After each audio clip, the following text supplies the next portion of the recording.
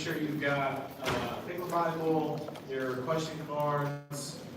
There's an extra card tonight. You'll use that at the end of the message. But be writing down your questions or thoughts so we can have a fruitful discussion. That'll be funny to you too here. Okay.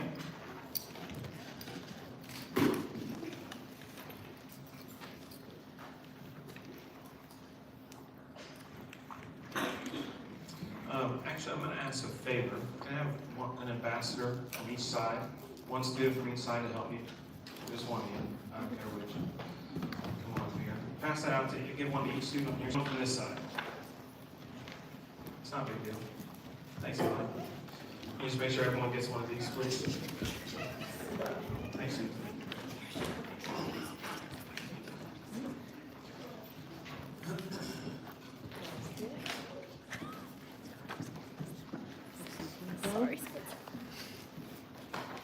I'm going to read a story in a second, for part one of a story, and there's going to be two parts to the story. While these are being passed out, these do have to do with the story. The story's not on. You can just quiet your soul and your mouth and your mind. Just prepare to kind of listen closely to the story, and I'll start once God is next thing.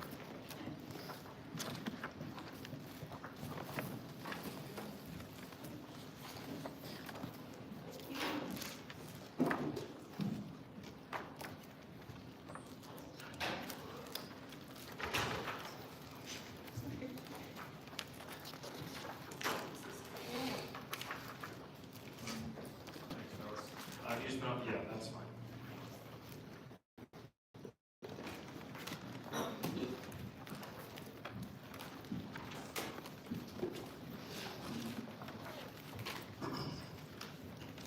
Leo was the kind of student teachers used to describe as once in a decade. At 17, his resume was already a fortress. Varsity swim captain, National Merit Scholar, and founder of a nonprofit that refurbished old laptops for rural schools. When he walked down the hallway of Western High, heads turned. To the freshmen, he was a legend. To his peers, he was the guy who had it all figured out. But inside the glass case of his achievements, Leo was suffocating. His Saturdays were a blur of SAT prep and swim meets, while his classmates were posting grainy photos from late-night diner runs and chaotic garage band rehearsals. Leo was polishing his personal statement for Stanford. He was constantly surrounded by his teammates cheering his anchor leg, or by club members looking for direction, or by parents patting his shoulder, yet he felt like he was broadcasting on a frequency no one else could hear. One Tuesday after a ceremony where he received the Student of the Year award, Leo sat in his car in the crowded school lot. He looked at the heavy brass trophy on the passenger seat, and he had a sudden desperate urge to tell someone how much he hated the weight of it. He opened his phone. He scrolled past swim team group chat, 34 unread messages about practice times, and Model UN board, a debate about position papers. He stopped at a contact named Maya. They'd been best friends in middle school, back when he played video games instead of building resumes, but they hadn't spoken in 2 years. He saw a photo she'd posted an hour ago, a blurry laughing shot of her and 3 friends covered in flour from a failed baking attempt. They looked exhausted, messy, and entirely connected. Leo realized he had spent 4 years becoming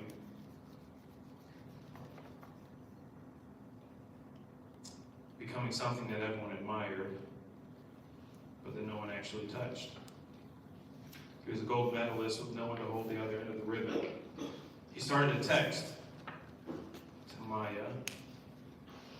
Hey, do you remember how to get past the level 4 boss and Star Reaver? He hovered his thumb over the send button, and the trophy gleaming coldly beside him in the afternoon sun.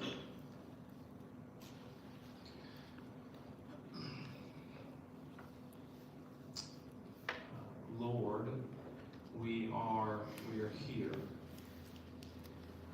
We proclaim that not only as a matter of fact, but as a declaration against distractions and against our accuser. Let us be where we are, that we might not miss you, because you're never closer to us than you are right now. We want to hear you in Jesus' name. Amen.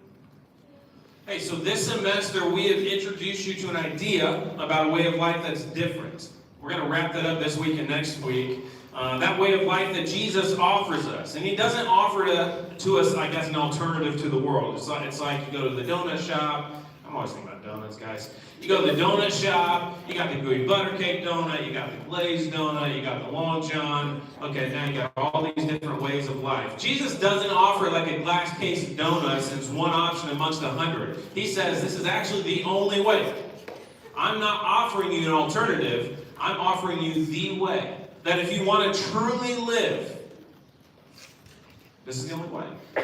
Every other form of life, every other source of life is false. It falls short. It's counterfeit. We've called that life that he offers us the cycle of grace. Let's see. I got Drew up there. There we go, buddy. Thank you, dude. You're on the same page with me. I appreciate you, man. So much. We've called it the cycle of grace. You guys should be pretty familiar with this by now. Penny and Spencer did a great job a couple weeks ago explaining. It was Penny, right? I think so. And Spencer explaining the cycle of grace and the cycle of works to us, which gives me just a lot of encouragement as your youth pastor. You guys are beginning to grapple with these things and grab onto them, grasp these concepts, this invitation to a different way of life. So we've called the life that Jesus invites us to the cycle of grace. Trevor Hudson, he talks about how like the true genius, Trevor Hudson is one of the authors with Jerry Haas of a book called The Cycle of Grace, modeled and written after the tradition of Frank Lake and Emil Bruno, the guys who originated the idea. He says actually the true genius of the cycle of grace isn't that it teaches you immediately how to live in it, but actually the true genius is that it exposes how you're living in reverse of it. That when you see the cycle of grace, you immediately get a lesson in, I don't live that way. And it's not immediately obvious to like how to begin living that way, but it becomes immediately obvious to the human that I don't live that way. And he said, Trevor Hudson says, that's the true genius of it. It invites us to exposure. Most of us spend our lives living in reverse of the way Jesus lived, which is where all of it actually began with Frank Lake and Emil Bruno when they looked at missionaries, Christian missionaries in India that were burning out of ministry. And any of y'all know missionaries? You know missionaries in our church or in your family, or maybe you're a friend. You've got a friend that's thinking about mission work, or you're thinking about mission work. It's like hard to conceptualize that person falling away from the faith, right? But they were seeing it. And they said, why is that happening? Why are they becoming weary and cynical and burnt out? And what they saw was that they're just living a life in reverse of the one that Jesus lived. That all of their placement in God's kingdom at His table and their seat as a child of God came after a pursuit of achievement, of doing things. They were earning that place, and it was burning them out of their life of ministry. And they call that the cycle of works. The cycle of works, that red one, is this opposite way where we enter into life, where we enter into, try to enter into the house of God, which is over here, through achievement, through earning. And this, we say, if we get good output, then we get to eat. Then we get to belong. If we do great things, then we get to belong. And it's a life defined by trying to find a place to belong in the world by earning it. Lake and Bruner said, Jesus, he didn't do this. When we read the Gospels, that's not how he lived. He didn't live like, I'm going to do something great. People are going to think it's awesome. They're going to let me eat at the table. They're going to tell me wonderful things, and then I'll feel like I belong and I'm accepted. They noticed, like, you read the Gospel, that's not how Jesus lived. Jesus recognized instead deeply that his place to belong in the world was given to him by the Father. Given to him, not earned. That his place of belonging here that the cycle of work says you got to work a whole life to earn, and then you still might not feel it. That Jesus' life is a testament, a declaration that that's actually where life begins. And not through earning, not through achievement, but simply through grace. Grace is a fancy Christian word which means gift. It's given to you. And Jesus lived that way. And so from that place of grace, grace flowed freely from Jesus, through Jesus into the world. And that's kind of what we're going to get to tonight, is this fruitfulness idea, which is just this idea of God's grace, which has flowed into you in the cycle of grace. Go back to that blue one for me, Drew. God's grace has flowed into you in the cycle of grace, and now it's going to flow out of you and into the world. When you think about Jesus, Jesus had grace flowing out of him into the world. Can I get a, oh yeah, like that's definitely true? Yeah. Grace flowed through Jesus into the world. Okay. I want to crowd surf. I want to get a little bit of a survey. I'm not going to jump, don't worry. I want to hear from you. What are some ways that you can remember, if you think about the Gospels, be specific as you can, moments when Jesus' grace flowed through him into the world? What were some ways that we see in Jesus' life, grace flowing out of him and into the world? Yeah, Spencer. The woman caught in adultery? Yeah, transformation completely transformed her life. Right? In a moment, because he understood who he was so deeply, he had no problem bending, hiding, and waiting for the moment to say, hey, there's no one here to condemn you. I sent him away. You're forgiven. And her life has changed forever. Right.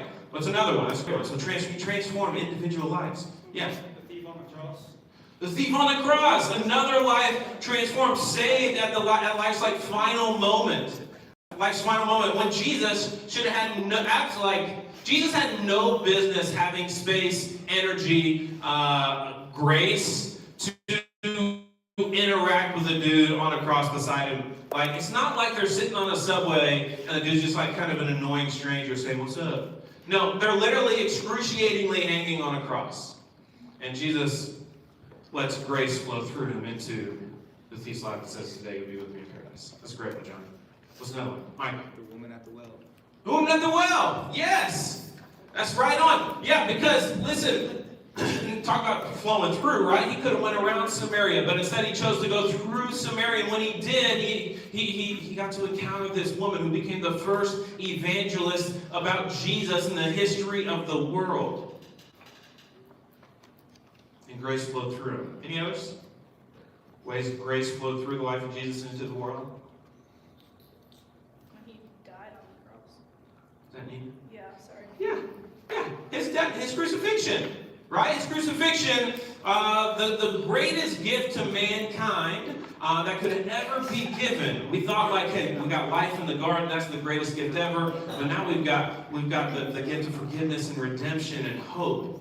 And so life is renewed at the cross. How did Jesus do that? It's 10,000 steps from the upper room to Golgotha, 10,000 decisions every moment. Grace flowed through him. Whose hand was up? Oh, Colin. Last one. Mary? Yeah. Same one. Mary. Which Mary? The one he forgave when she put the oil on him and then the water. Yeah. Yeah, so referring to Mary Magdalene, one of his followers, closest followers, certainly one of his disciples, who lived a life on the margins before Jesus. Jesus invited her into an inner place with him at the table, transformed her life forever. She actually became, after the tradition of the Samaritan woman, the first one to report the good news of the resurrection. If you count it, ladies, that's 2 ladies that Jesus chose first. He didn't choose big, strong, preaching men. He chose 2 women to be the first evangelist and the first good news reporter of the resurrection. So grace flowed through him. Grace flowed through him again and again and again. You guys did a great job with that. Great job. So that's true. So we can say Jesus lived a fruitful life. Okay? But the question of the cycles, of the ways of life, is did he live a fruitful life because he said, I'm going to go do fruitful things? No, so we got to get to the bottom of that. Okay? That's what we're going to work through in the next few moments together tonight. The vehicle we've been riding to grab onto this concept is that of the table. The cycle of works is a life lived away from your seat at God's table. Go back to that red one for me, Drew. The cycle of works is a life lived away from the table, where we're wandering through the world hoping that someone will invite us to a seat at the table. And then when we get to that table, that someone will offer us some scraps because they see us as worthy of acceptance or whatever, because we've done these things, or we look a certain way, or we come from a certain background, or whatever it might be, and then maybe we'll be accepted, but we're not ever sure. And then our seat at the table is kind of in jeopardy every day, because who can keep up with that table? Who can keep up with that? Right? It's the story of Sisyphus pushing the boulder up the hill and never ending, right? Because you just never know. You never know. Tomorrow's a new day. It doesn't mean new hope. It means a new work. And new doubts that my life is meaningful. That's life lived away from the table. The cycle of grace, that blue one, jump back over there for me, Drew, is a life lived from the table. This is different. This is the way of Jesus, a life where you can hear the voice of your Creator, God, your Father, telling you that you belong to Him, that He loves you without condition. That was all the way back in January where you took communion in your small groups. You heard your small group leader speak over you. You are a child of God, a son, a daughter. He's so pleased with you, just like He told His Son Jesus. A table where He's prepared a place for you through the eternally secure work of His Son Jesus. And you know what that means? That your place at the table never has to be in doubt. You don't have to wake up tomorrow and wonder if God's forgiveness is still for you. But because of Jesus' work, the Son of God, it's eternally secure. He says in John 10, not even Satan himself can take you from my hands. Because the seat's yours. And so you don't have to worry about it, whether it's a good day or a bad day. And this seat is significant because it was prepared specifically for you. What that means is it fits your body, your hopes, your dreams perfectly.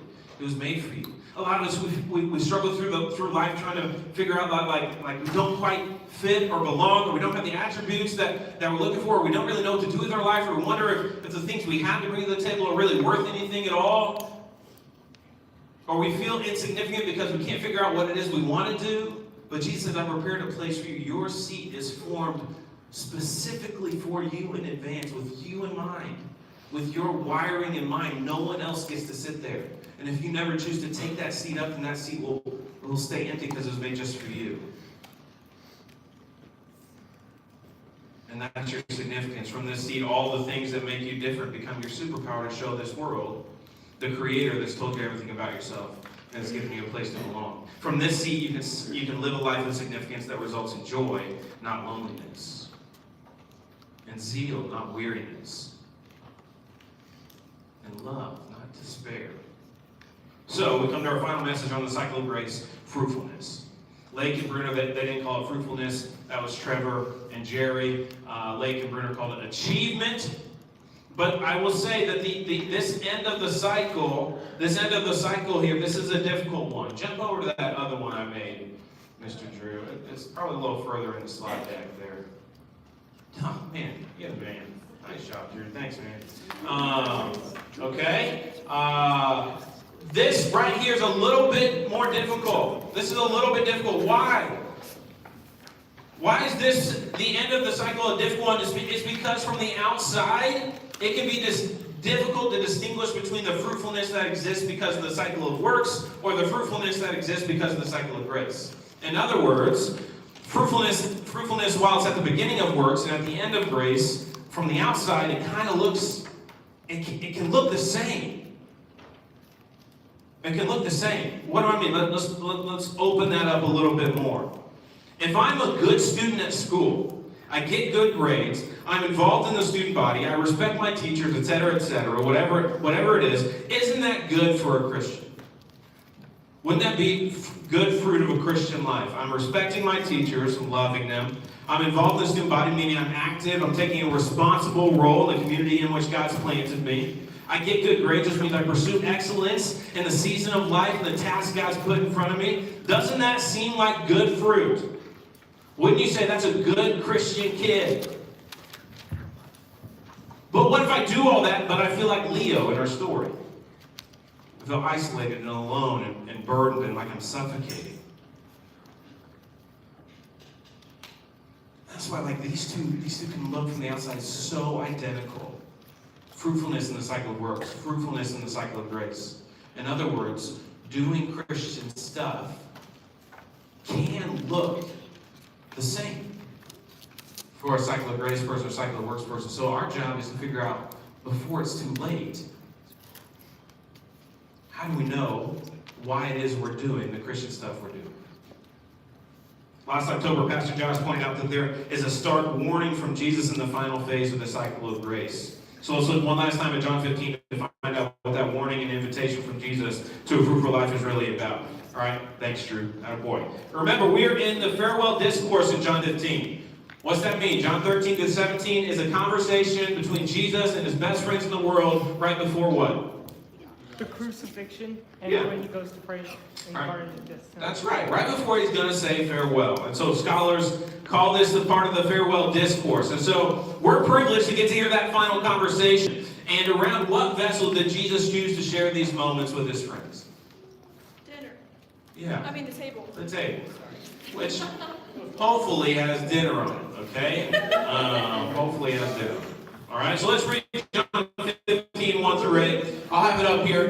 Where it's green is where you're going to find the fruitfulness that Jesus is talking about. The formula for the cycle of grace where it ends in fruit and life doesn't begin in fruit. I'm the true vine, and my Father is the gardener. Every branch in me that does not produce fruit he removes, and he prunes every branch that produces fruit so that it will produce more fruit. You're already clean because of the word I've spoken to you. So remain in me and I in you, just as a branch is unable to produce fruit by itself, unless it remains on the vine, neither can you unless you remain in me.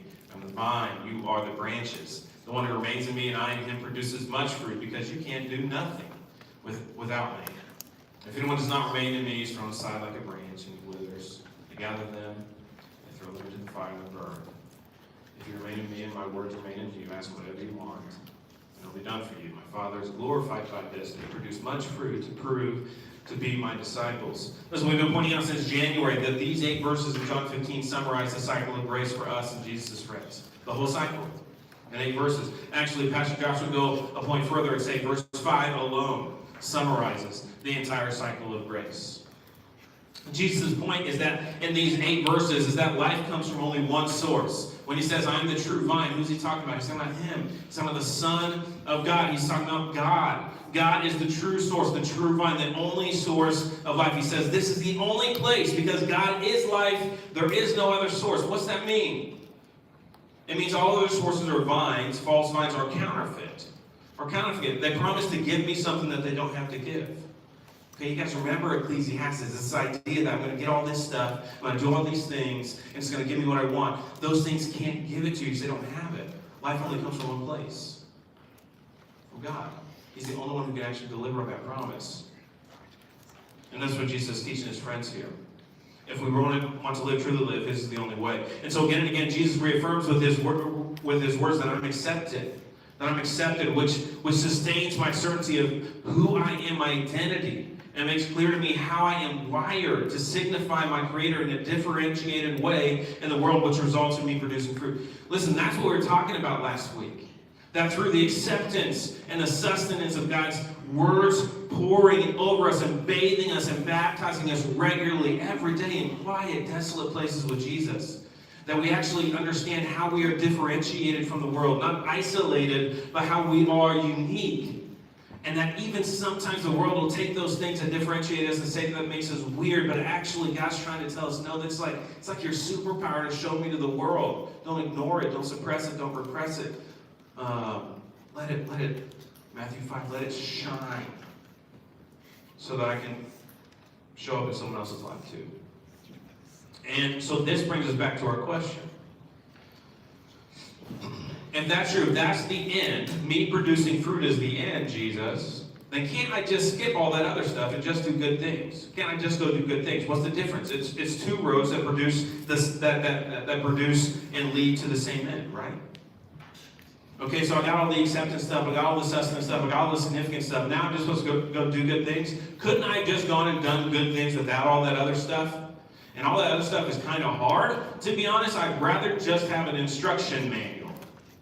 Can you just give me an instruction manual that tells me step 1, step 2, step 3, step 4 of what to do in the world? Because all that acceptance and sustenance, significant stuff is really difficult, complicated. I don't really know how to do that on a daily basis, but I know how to just go do good stuff. And isn't it basically the same thing? Back in January, we brought up this promise Jesus makes to Christians in Matthew 11:28. Who knows what that promise is? Matthew 11:28 through 30. Was it the Great Commission? Huh? Is that the Great Commission? No, that's Matthew 28, but that number is in there. He says, "Come to me, all who are weary and heavy laden, I'll give you rest. For my burden is, and my yoke is Light. easy." Okay, he promises a light and easy life. A promise of receiving a life from him in which our burden is light and our yoke is easy. An unforced, graceful life, a good life. A lot like Eli and Spencer, like a hobbit, who do some of the most powerful things in Tolkien's mythology. Like transformation in their world is like hobbit-centered, which you don't see if you got to pay attention. But that kind of life he promises to his followers. But what the world sees is Jesus' followers most often don't live that life. They live a burdened, heavy, distracted life.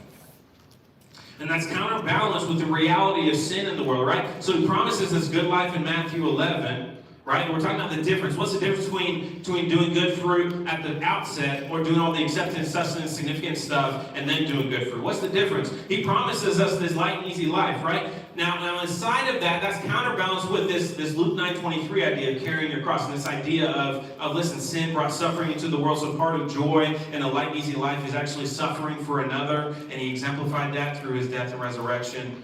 We know that's because of sin. That's part of the alchemy of the good life Jesus promises us. That it's not actually light and easy as defined by the world. It's light and easy as defined by the cross. We may not be very good at first at sussing out our motivation for doing good stuff in the world. Like, what's the difference between cycle of works good stuff and cycle of grace good stuff? We may not be very good at saying, where's my heart in it? But do you know who is?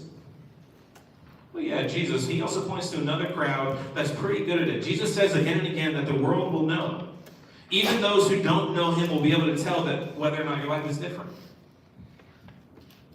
That's why he says in John 15:8, my Father is glorified by this, and he produced much fruit and proved to be my disciples. In other words, people will see it, and they'll know that. They'll know who you belong to.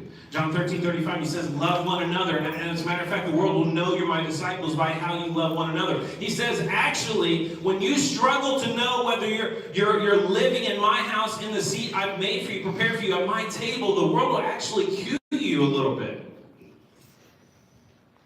The world will pay attention to the church again.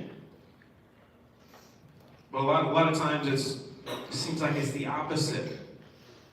What's evident to someone else and eventually apparent to us, sometimes in devastating fashion, and that's part of the warning, is whether we move through this world perceiving life to be a burden or perceiving life to be a gift. So when your friends look at you as a Christ follower, do they look at someone and say, wow, that person, they wake up excited for the day. And if not excited, maybe that's not the right word every day, but they wake up with something moving them through the day that's different. Do they smell that? Do they perceive that? Do they pick up on that from you in your life? Or do they pick up on something else, a different fragrance that says that person is just like every other teenager in America, angsty, depressed, struggling, life is a curse, not a gift. In other words, cycle of grace fruit, according to John 15:16, is an invitation to understand that the world will notice. And there's a little bit of help there in paying attention to what the world says when they look at the church, when they look at our lives as Christ followers. So what's evident is that idea of whether life is a burden or a gift. One is the fruit of the cycle of works. That's the perceiving life to be a burden. And one is the fruit of the cycle of grace, perceiving life as a gift. So what Emil and Frank and Trevor and Jerry and Pastor Josh are leading and discipling us through, Jesus is discipling us through, is trying to understand that if you start with the go do good stuff, you're going to end up where those Christian Indian missionaries ended up. You're going to feel like life's a burden because you're just struggling to get a seat at the table. And Jesus says, that's not the kind of life I invited you to, actually. And it's not the kind of life I showed you. That's why he says in Matthew 11:28-30, watch me. Watch how I do it. Imitate me. Jesus is saying that if you don't get that, one is the fruit of the cycle of works and one's the fruit of the cycle of grace, then you'll ruin your life and hurt the lives of those around you. It's rotting fruit instead of good fruit. But if you do get that, then you'll know life is a gift and you'll be a gift to everyone around you. That's good fruit. And that's how we begin to suss out the differences. So as Pastor Josh pointed out to us, Jesus' warning, this last October, Jesus' warning is about what kind of fruit we're producing in our lives. Not just that we will produce fruit, because anyone can do that. But just that what kind of fruit we're producing. That's why Jesus says in John 15:5, you can do nothing without me. Pastor Josh says this really well in a little clip from the sermon last October. I wanted you guys to revisit and hear one more time. Real fruitfulness is the evidence of God's grace properly flowing through your life. It's the natural result of being connected to the proper source, of knowing who you are, of knowing who God is, of receiving your acceptance, of making sure you're being nourished and sustained by the source of that acceptance alone, of that life finding its way out of the branches of your own life in a way that is significant and that results in fruit that brings life to yourself and to everyone around you. That's real fruitfulness. And so what Pastor Josh is inviting us to see is that there's a nuanced difference to when we start with the fruitfulness versus when we end with it, when it's the result, the product of our life with Jesus. Anyone can produce fruit, do good stuff that amounts to nothing. Only children of God in their life from the table can produce fruit that doesn't rot and wither and die eventually, but instead contributes to God's eternal vineyard in a way that never dies. That's why you can point back and you can look back to how people influence Christians, generation to generation to generation, and how their impact matters. You can look back at how Joseph conducted himself and how that impacts young and old Christians in 2026. Because in God's vineyard, fruit never dies. But in the world's, they try to build statues, but we forget.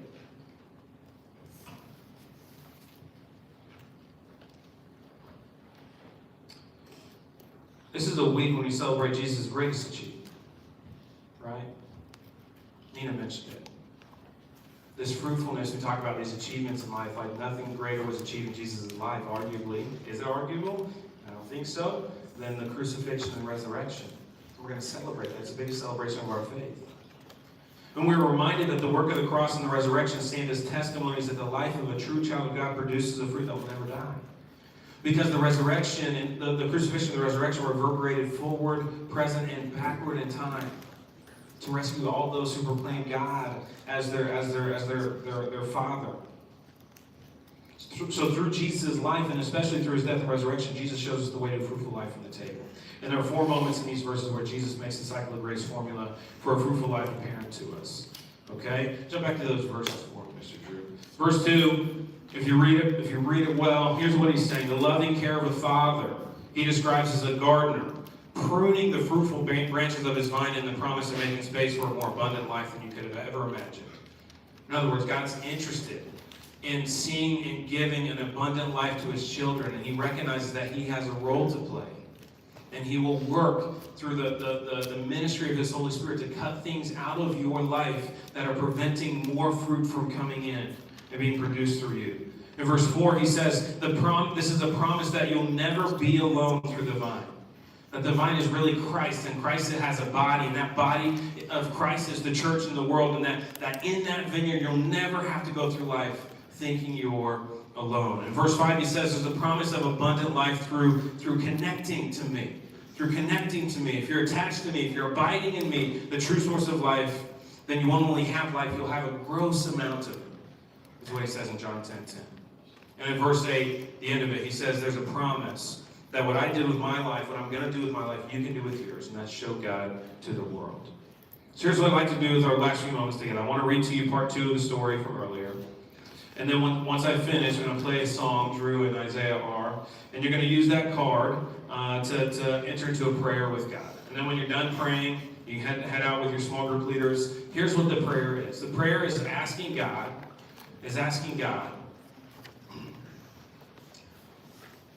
Am I starting with fruit?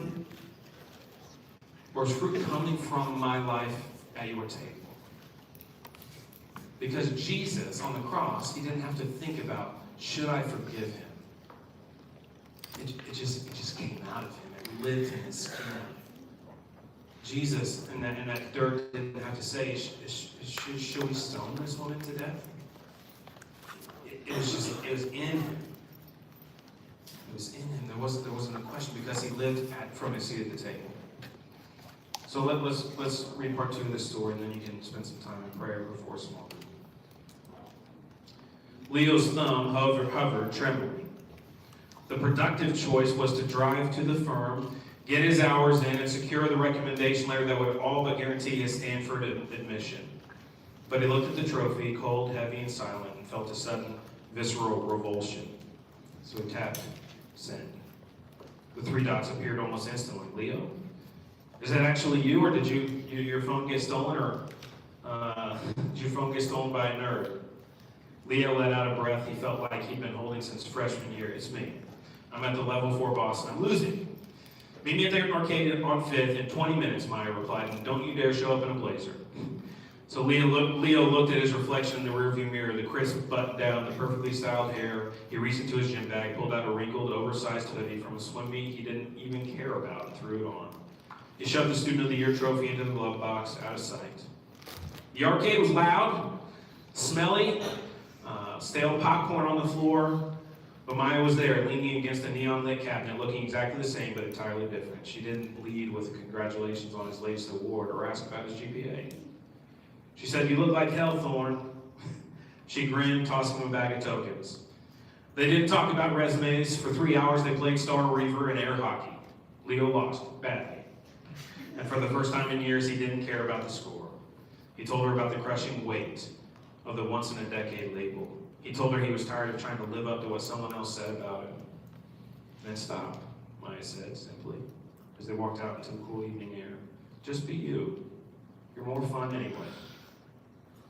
That night, Leo sat at his desk. His Common App essay was open, titled The Architecture of Leadership. He highlighted the entire text and hit delete. He started a new draft. It wasn't about his nonprofit or his swim times. He wrote about the smell of an arcade, the sound of a friend's laugh, and the realization that a life built solely for a pedestal is a very lonely place to stand. He didn't quit the team or drop his classes, but he stopped staying late for extra credit he didn't need.